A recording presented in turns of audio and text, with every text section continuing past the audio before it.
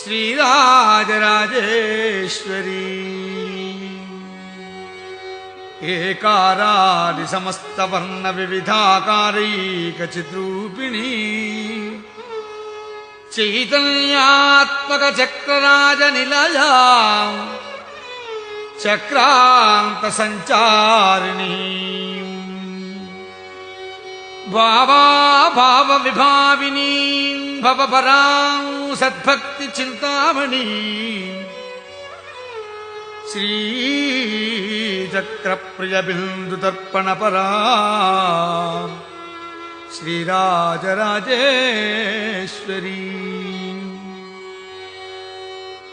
ईशाधिक्पर योगी वृंद